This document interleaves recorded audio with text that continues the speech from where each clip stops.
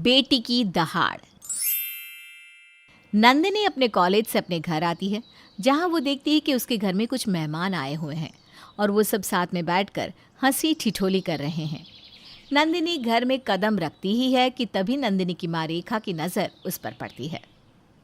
नंदिनी, आ गई तुम? चलो यहाँ आकर हमारे साथ बैठो बेटा। जी माँ, मैं अभी आती हूँ। नंदिनी अपनी माँ के पास जाकर बैठ जाती है।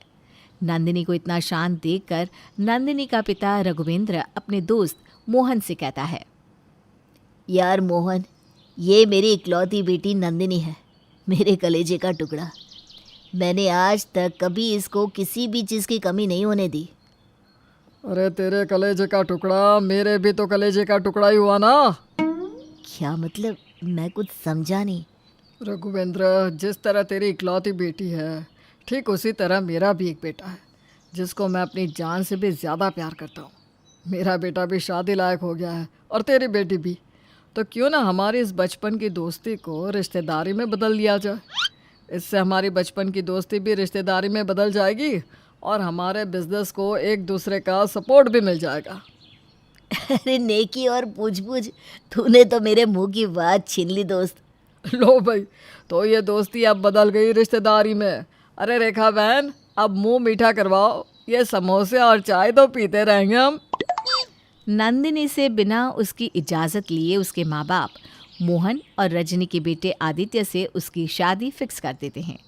कुछ देर बाद रजनी और मोहन वहाँ से चले जाते हैं, पर नंदिनी इस शादी के बारे में अपने माँ बाप से बात करती है। माँ पापा, आपने बिना मुझसे पूछे मेरा रिश्ता आदित्य से तय कर दिया। अभी तो मेरी पढ़ाई भी पूरी नहीं हुई है, मुझे पढ़ना है पापा। नंदिनी मेरी बच्ची, मोहन का बिजनेस आसमान की ऊंचाइयों पर है। अगर हमने हमारी दोस्ती को रिश्तेदारी में बदल दिया ना, तो देखना, हम दोनों परिवार इस शहर के सबसे बड़े बिजनेसमैन बन जाएंगे। और मैं जानता हूँ कि तू मेरी इज्जत का मान रखेगी, है ना बेटा? रघुवेंद्र की ये बात सुनकर नंदिनी अपने पिता से कुछ नहीं कह पाती और वो अपनी पढ़ने की इच्छा को मारकर इस शादी के लिए हाँ कर देती है। पर जिस तरह से नंदिनी को ये रिश्ता मंजूर नहीं था, ठीक उसी तरह आदित्य को भी नंदिनी से शादी नहीं करनी थी। पापा, आप वहाँ अपने दोस्त से मिलने के लिए गए थे ना कि मेरा रिश्ता अपने दोस्त की बेटी से करने के लिए। अरे मुझे नंदिनी से शादी नहीं करनी। मुझे अपने करियर में बहुत कुछ करना है अभी, और मैं इस तरह शादी करके अपने करियर को बर्बाद नहीं कर सकता। पर बेटा, किसने कहा कि शादी करके तेरा करियर बर्बाद हो जाएगा? अरे शादी के बाद भी तो करियर बनाया जा सकता है ना। मेरे बच्चे, रघुवेंद्र भाई साहब बहुत पहुंची हुई चीज़ है। अगर हमने उनसे हाथ मिला लिया ना, तो हमारा नाम इस शहर के हर घर में जाना जाएगा, क्योंकि उनका बिजनेस 7वें आसमान की ऊंचाई पर है। रहने दो रजनी, तुम किसे समझा रही हो? ऐसे नालायक बेटे को जो हमारी बात तक नहीं सुनता। अरे जो हमारी बात नहीं सुनता वो हमारी क्या मानेगा? एक उस लड़की को देखो, उसके मुंह से एक लफ्ज़ भी नहीं निकला, लेकिन इसकी ज़ुबान तो कैंची के जैसे चल रही है। तुम मानो या ना मानो, ये हमारी एक दिन नाक ज़रूर कटवा कर रहेगा। अरे आप चुप रहिए ना, मैं अपने बेटे को अच्छे से जानती हूँ। वो हमारी और हमारी इज्जत की बहुत कदर करता है। क्यों बेटा, सही कह रही हूँ ना मैं? करेगा ना तू नंदिनी से शादी? रजनी की बात सुनकर और अपनी माँ को खुद का सपोर्ट लेता देख आदित्य भी खुद को रोक नहीं पाता और वो भी इस रिश्ते के लिए हाँ कर देता है। बहुत जल्द नंदिनी और आदित्य की शादी हो जाती है। शादी के बाद नंदिनी अपने घर की जिम्मेदारियां बखूबी संभाल तो लेती है, पर कौन जानता था कि शादी के बाद नंदिनी की ज़िंदगी बद से बदतर होने वाली है। ऐसे ही देर रात नंदिनी अपने कमरे में इधर उधर टहल रही थी। वो बार बार घड़ी की तरफ देख रही थी। रात के 12 बज रहे हैं, पर आदित्य जी अभी तक घर नहीं आए। ऊपर से मेरा फ़ोन भी नहीं उठा रहे। मुझे तो टेंशन हो रही है, पता नहीं कहाँ रह गए। एक काम करती हूँ, माँ जी के पास जाती हूँ और उनसे ही पूछती हूँ। नंदिनी अपने सास के कमरे में जाती है और अपनी सास के पैरों के पास बैठकर उनके पैर दबाते हुए कहती है, मम्मी जी, रात के 12 बज रहे हैं, पर आदित्य जी अभी तक घर नहीं आए। और तो और वो मेरा फ़ोन भी काट रहे हैं। एक बार आप उन्हें फ़ोन करके पूछिए ना, आखिर कहाँ रह गए। बहू, आदित्य एक लड़का है, आ जाएगा आराम से। तू उसकी इतनी चिंता मत कर, जा जाकर सो जा। पर मम्मी जी पता नहीं उन्होंने कुछ खाया पिया है या नहीं। मुझे उनकी चिंता हो रही है और ऐसे में आप मुझसे कह रही हैं कि मैं सो जाऊं। आप एक बार मेरी तसल्ली के लिए उन्हें फ़ोन मिला लीजिए ना, एक बार उनसे बात कर लीजिए, एक बार उनकी आवाज़ सुन लूँगी तो मुझे शांति मिल जाएगी।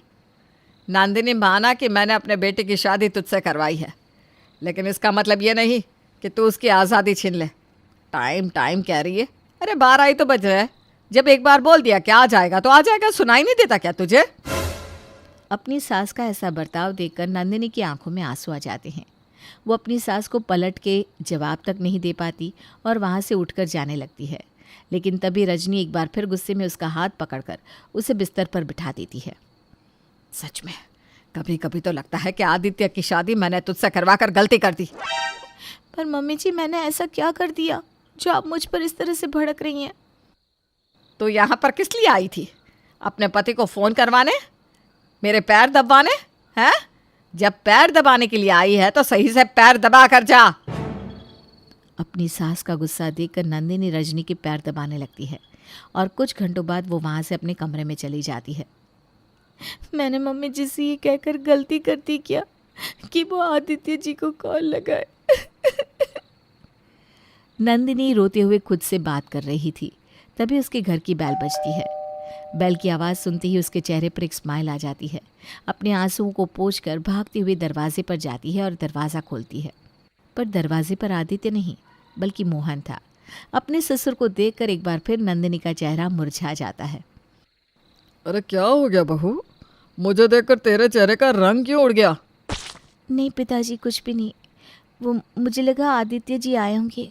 सुबह भी कुछ खाकर नहीं गए थे और रात के 1 बज रहे। पता नहीं उन्होंने कुछ खाया भी है या नहीं। अरे तो फ़ोन करके पूछ ले। वो दरअसल मेरा फ़ोन उठा नहीं रहे हैं, काट रहे हैं।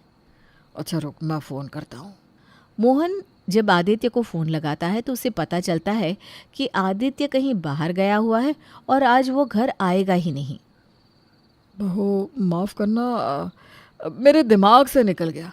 वो दरअसल आज उसने मुझसे कहा था कि वो किसी काम से बाहर जा रहा है और मैं तुम्हें बता दूँ लेकिन मैं तुम्हें बताना ही भूल गया। देखो अभी फ़ोन किया तो याद आ गया मुझे। कोई बात नहीं पिताजी, आप बैठिए, मैं आपको खाना लगा देती हूँ। नहीं नहीं बेटा, मैं बाहर से खाना खा कर आया हूँ, मुझे खाना नहीं खाना। चलो बेटा, गुड नाइट। अगर ऐसी बात थी तो आदित्य ने मुझे क्यों नहीं बताई? वो मुझसे दूर क्यों रहते हैं? वो मुझसे बात भी नहीं करते। आखिर ऐसी भी क्या वजह है जो वो मुझे कुछ बताना तो दूर, मुझसे सीधे मुंह बात तक नहीं करते, मेरी कॉल भी नहीं उठाते? आखिर क्यों? नंदिनी उदास और हताश होकर अपने कमरे में चली जाती है और रोते हुए सो जाती है।